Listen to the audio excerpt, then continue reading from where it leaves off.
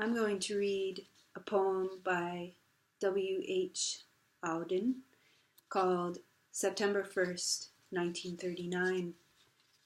I recently found this poem.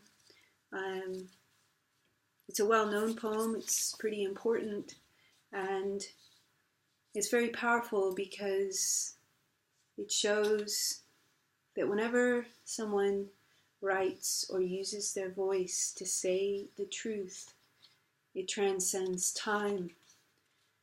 But when a poet speaks, he or she tells the truth.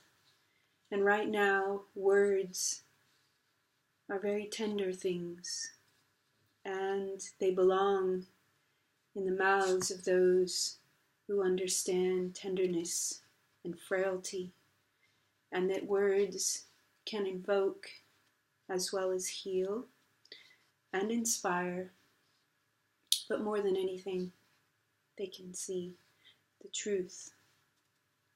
So, September 1st, 1939. I sit in one of the dives on 52nd Street, uncertain and afraid, as the clever hopes expire of a low, dishonest decade. Waves of anger and fear circulate over the bright and darkened lands of the earth, obsessing our private lives. The unmentionable odour of death offends the September night. Accurate scholarship can unearth the whole offence, from Luther until now, that has driven a culture mad. Find what occurred at Linz, what huge image made a psychopathic God. I and the public know what all school children learn. Those to whom evil is done do evil in return. Exiled Thucydides knew all that a speech can say about democracy and what dictators do. The elderly rubbish they talk to an apathetic grave. Analysed all in his book, the enlightenment driven away, the habit-forming pain, mismanagement, and grief. We must suffer them all again. Into this neutral air where blind skyscrapers use their full height to proclaim the strength of collective man. Each language pours its vain competitive excuse. But who can live for long in a euphoric dream?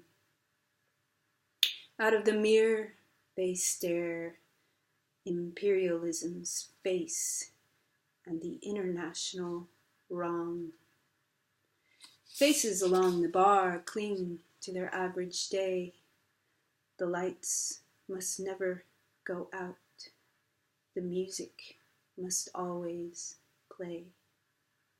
All the conventions conspire to make this fort assume the furniture of home, lest we should see where we are, lost in a haunted wood, children afraid of the night, who have never been happy or good.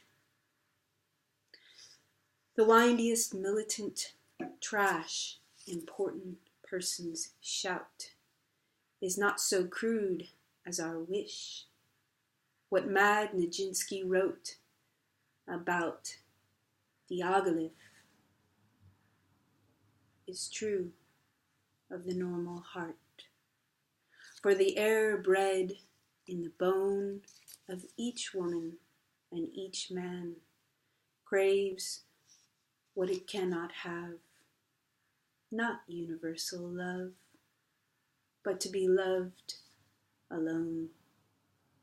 From the conservative dark into the ethical life, the dense commuters come, repeating their morning vow. I will be true to the wife. I'll concentrate more on my work. And helpless governors wake to resume their compulsory game. Who can release them now? Who can reach the dead? Who can speak for the dumb?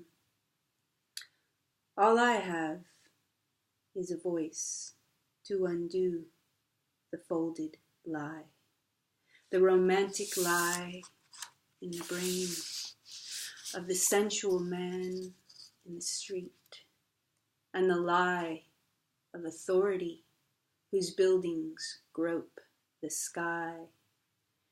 There is no such thing as the state, and no one exists alone. Hunger allows no choice to the citizen or the police. We must love each other or die. Defenseless under the night, our world in stupor lies. Yet, dotted everywhere, ironic points of light flash out wherever the just exchange their messages.